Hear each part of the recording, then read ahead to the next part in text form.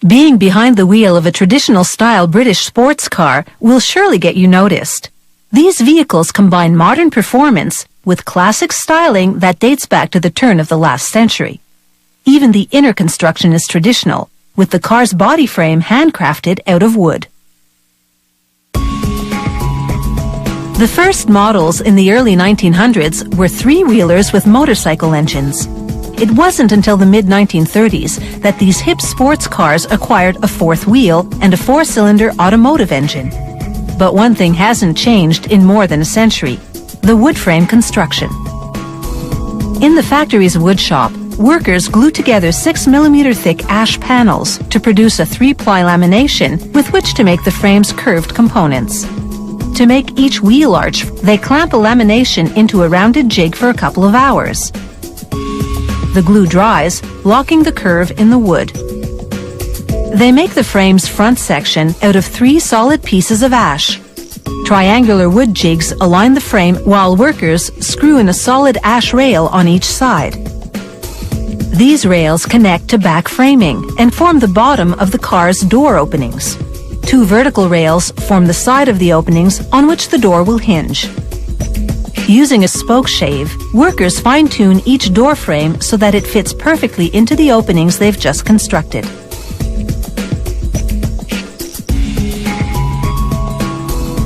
Then they mount the door frame with strong steel hinges.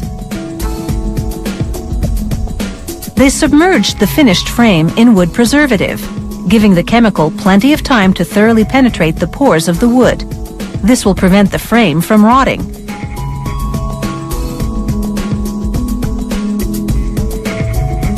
In another part of the factory, workers assemble the engine, transmission, and drive shaft to the car's galvanized steel chassis, then mount the front and rear axles and wheels.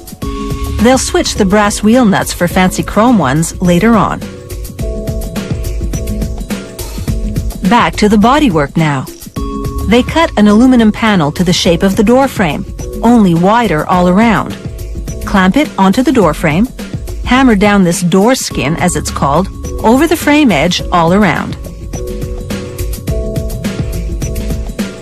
They remove the clamps, then peel off the panel's protective covering. After paneling the rest of the wood frame in aluminum, they reinstall the door, gently tapping the hinge pin in place. Now they lower the paneled body onto the chassis. The only wooden parts not covered with metal are the rear wheel wells. Unlike the rest of the body frame, these are made of water-resistant plywood. 2 bonnets form the car's hood. To make each one, a craftsman feeds aluminum through rollers to curve it. Then he massages it over an old log that this factory's been using for this purpose since the 1930s. They put each panel through a press that cuts louver holes. In the old days, the purpose of louvers was to ventilate the engine, but now they're mostly for style. The 2 finished bonnet panels go on either side of a central hinge, forming a car hood that opens like butterfly wings. The body gets a paint job. Then they trim the car's interior with genuine leather, cutting and stitching every piece by hand and affixing it to the wood frame. They make door seals by wrapping leather around rubber tubing. And finally, they refit the wings, now painted, over the front and back wheels. The front wings have shells, which house the car's headlights. Workers install the radiator at the front and top it with a cover called a cowl. Then the electronic dashboard instruments, gear shift, windshield, mirrors, and of course, the steering wheel. They also attach the hood, handcrafted from either vinyl or mohair, to a tubular frame.